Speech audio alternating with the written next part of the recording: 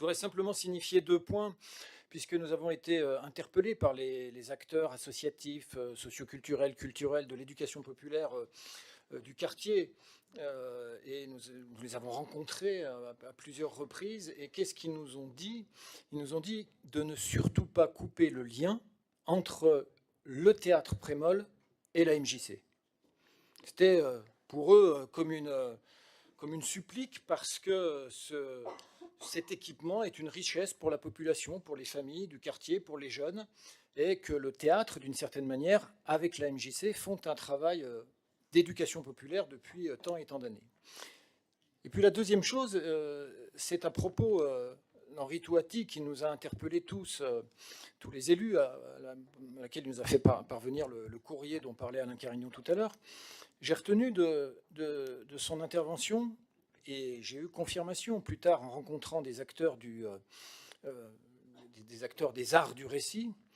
que la question des arts du récit n'est pas un art spectaculaire, c'est-à-dire ce n'est pas un art qui se joue dans une scène principalement. Bien sûr, à la marge, il peut se jouer dans une scène, mais ce n'est pas fondamentalement, cet art-là, fondamentalement, relève d'une relation entre le conteur et les personnes qui vont écouter le conte. D'ailleurs, à ce propos-là,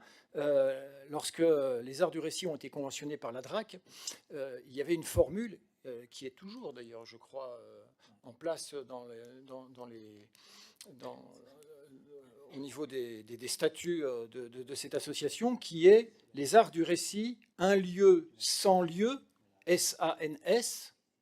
deuxième phrase, sans lieu, S-E-N-T, pour un lieu. Un lieu sans lieu pour un lieu. C'est une façon de dire qu'en fait, les arts du récit, ce sont des conteurs qui se déplacent,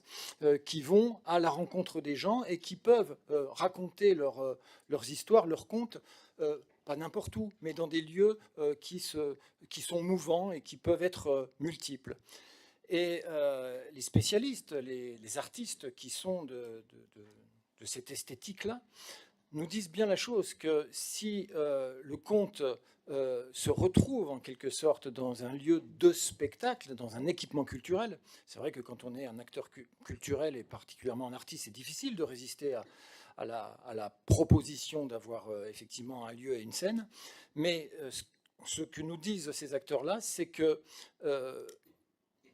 avoir et exercer son art dans un équipement culturel et dans une scène, c'est dénaturer profondément le projet